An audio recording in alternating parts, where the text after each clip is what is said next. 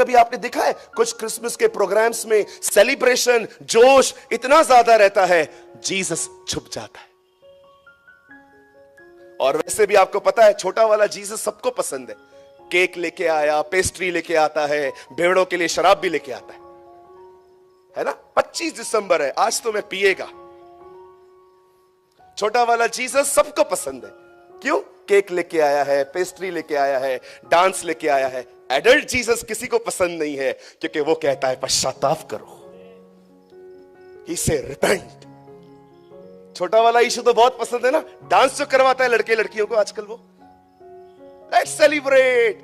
Christmas बहुतों के लिए जानते हो उसका जन्म नहीं है, सेलिब्रेशन है वो। पर मैं आपको बताना चाहता हूं, क्रिसमस सिर्फ शराब पीना नहीं है, क्रिसमस सिर्फ केक और पेस्ट्री खाना नहीं है। किसी ने मुझे कहा, ब्रदर आप अपने चर्च के अंदर ग्रीन ट्री लगाते हो? मैंने कहा नहीं, हम नहीं लगाते। बोला क्यों? मैंने कहा नहीं, हम लोग आराधना करते हैं, वचन का प्रचार करते हैं, गरीबों को खाना खिलाते हैं। उल्टा सारे लफड़े पेट से ही चालू हुए थे। न वो खाता, न हम इतने परेशान होते। इसलिए यीशु ने एक आदमी को कहा, जकई पेड़ से नीचे उतर, नीचे उतर। उधर कहां चढ़ा है? इन पेड़ों को सजाने से, इन सेंटा क्लॉज को बुलाने से, इससे बेहतर है हम गरीबों को सुसमाचार सुनाएं, गॉस्पेल शेयर करें, हम अपने खुदावन की खुशखबरी लेके लोगों के पास जाएं। That is real Christmas. कोई सहमत है मुझसे? बाइबल बताती है वह अपने लोगों को, मेरे भाई मेरी बहन, मैं चंगाई के खिलाफ नहीं हूं। मुझे दांत में दर्द होता है, मैं दुआ करता हूं, वो मुझे चंगा करता है। मेरा एक्सीडेंट हुआ था 3 महीने पहले, मेरी बीच की उंगली आज भी टूटी हुई है। मैंने प्रार्थना की, खुदा ने जोड़ी इससे। मैं चंगाई के खिलाफ नहीं हूं, मैं बाहर जाने के खिलाफ नहीं हूं, मैं छुटकारों के खिलाफ नहीं हूं। खुदा आपको बहुत दे, पर क्या आप जानते हो वो क्यों आया? वह अपने लोगों का उनके पापों से उद्धार करेगा। This is his reason. He is the reason of this season. और वो हमारे बीच में आया। ओ मरियम 9 महीने उसे संभाल के चल रही थी जो पूरी दुनिया को संभाल के चलता है।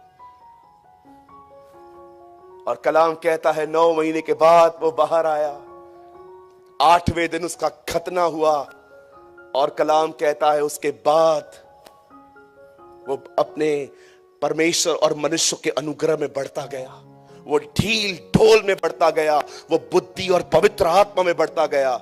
हम में से बहुत सारे लोग सिर्फ ढील ढोल में बढ़ रहे हैं, पर पढ़ के देखिए यीशु के लिए क्या लिखा है। वो मात्र बदन में नहीं, परंतु परमेश्वर के अनुग्रह और बुद्धि में बढ़ता गया। वो अपनी एज के हिसाब से मैच्योर बनता गया। वो जानता था कि बुजुर्गों से कैसे बात करनी है। वो हमारी तरह नहीं था कि बुजुर्ग बैठा रहेगा और हम ऐसे सड़क ऐसे टांग पे टांग रख के बैठ जाएंगे उसके सामने। He know how to respect elders. He know how to respect women. वो अपने बिहेवियर में मैच्योर होता गया। और जब 30 साल का वो हुआ, कलाम कहता है वो दरियाए यरदन पे आया। उसका चचेरा भाई वहां पर प्रचार कर रहा था, पापों से मन फिराओ, पश्चाताप करो और बपतिस्मा लो। और कलाम कहता है उसने कोई पाप नहीं किया था, फिर भी उस पानी में जाके वो खड़ा हुआ, उसने बपतिस्मा लिया। और जैसे बपतिस्मा लेके वो ऊपर आया, कलाम कहता है उसके ऊपर रूहे कुदूस आया और उसने वहां पर सामर्थ पाई। और वचन कहता है वहां से उसने अपनी पब्लिक मिनिस्ट्री स्टार्ट की। जानते हो, उसने अपनी सेवकाई जब शुरू की, उसने अपनी सेवकाई के अंदर एक जगह पर एक ऐसी बात कह दी जो बात ऐसे समझिए मुझे परमेश्वर बिलासपुर लेके आए हैं ये बताने के लिए। और इतनी नॉर्मल, इतनी कॉमन, इतनी सुनी हुई बात है, लेकिन मुझे लगता है बहुत कम हाईलाइट हुई है ये बात। एक दिन जब वो अपनी सेवकाई कर रहा था, कलाम कहता है उसके साथ चोर, व्यभिचारी, वैश्याएं, चुंगी लेने वाले, एक से एक गुनहगार उनके साथ बैठे हुए थे। ये वो लोग हैं जिनको आज हम अपनी चर्च में भी नहीं देखना चाहते। अगर ये लोग हमारे चर्च में आते तो हम लोग कहते हैं ये क्यों आया है, जबकि हमारे खुदा की संगति ही इनके साथ थी। जब उनके साथ बैठा था, टिफिन शेयर कर रहा था, खाना खाता था, वो उनके साथ घूम घूम के लोगों के बीच में उसका एक नाम फेमस हो गया था, पापियों का मित्र। मुझे नहीं लगता कि आप में से कोई भी व्यक्ति ये टाइटल पसंद करेगा कि आपको कोई कहे, आपको पता है ये कौन है? ये सारा दिन जुआरियों के साथ घूमता है, ये सारा दिन व्यभिचारियों के साथ घूमता है। अगर आपको ये बात पता चले ना, आप डिस्टर्ब हो जाओगे। लेकिन याद रखना, मैं आप में से हर एक को कहना चाहता हूं, यहां देखिए,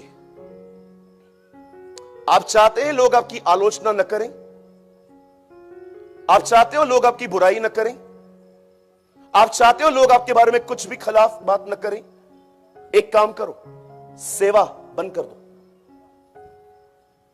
कोई कुछ नहीं कहेगा आपके लिए। काम करोगे बुराई होगी, काम करोगे निंदा होगी। आलोचना जीवन का एक हिस्सा है।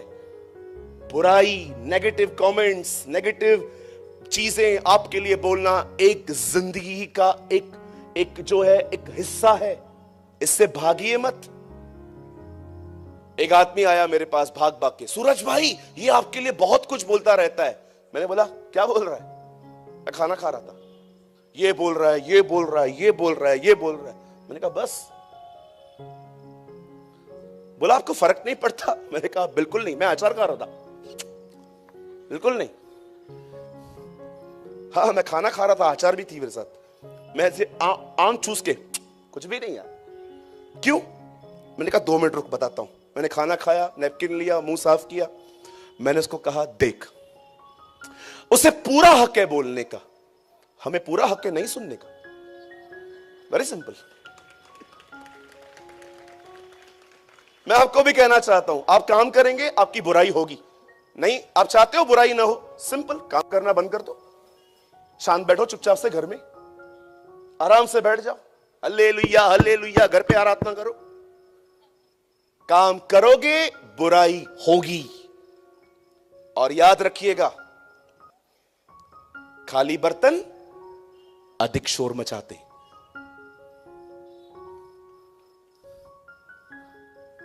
खाली बर्तन, अपने लक्ष्य की तरफ बढ़ते रहो। जिसको जो बोलना है बोलने दो। मुझे बताइए, आई एम सॉरी मैं बड़ों के बीच में हूं, मुझे ये वर्ड, मुझे पता है मुझे कुछ दूसरा वर्ड मिलेगा तो मैं चेंज करूंगा। मुझे बताइए, अगर जिस दिन नोहा काम कर रहा था और वो लोगों को बताता था आओ आओ आओ आओ अंदर आओ, बोट में आओ, तुम बच जाओगे, मुझे बताइए नोहा के लिए लोग क्या बोलते होंगे? बुड्ढा सठिया गया है, पागल हो गया है, कुछ भी करता रहता है, रोज लकड़ियां काटता है। इसके 3 पागल बेटे भी इसके साथ जाते हैं, लकड़ियां काट के पता नहीं क्या बना रहे, बोलते बारिश आने वाली है, ये आने वाली है। मैंने है ना नोआ के अंदर एक अमेजिंग बात देखी। लोग उसकी नहीं सुनते थे, शायद लोग उसकी आलोचना करते होंगे, पर आपको पता है वो जलयान को बनाता रहा। कितने लोग हैं मुझे बताइए, जब लोग आपके लिए कुछ भी बोलते रहते हैं, मैंने कईयों को देखा है, जब लोग उनके लिए कुछ बोलते हैं ना, वो उसे अपने जीवन का एक हिस्सा बना देते। एक दिन मुझे शैतान ने कहा तू बिल्कुल अच्छा नहीं दिखता। मैंने कहा तुझसे 10 गुना अच्छा दिखता हूं,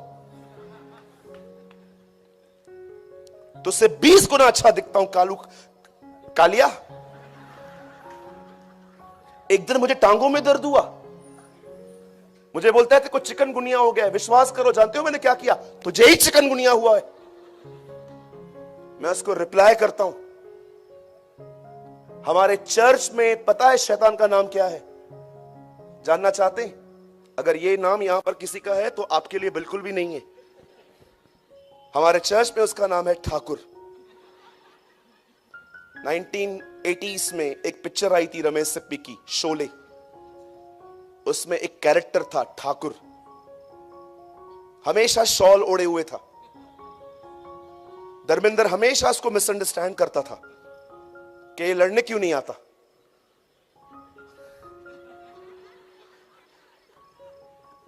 एक दिन हवा आई, शॉल उड़ गई। उस दिन पता चला सबको कि लड़ने क्यों नहीं आता। जिस दिन शैतान की शॉल उड़ गई ना, आपको समझ में आएगा खुदा ने इसके हाथ काटे हैं, स्वर्ग हाथ काटे हैं प्रभु ने उसके। शॉल पहन के आपको डराता रहता है।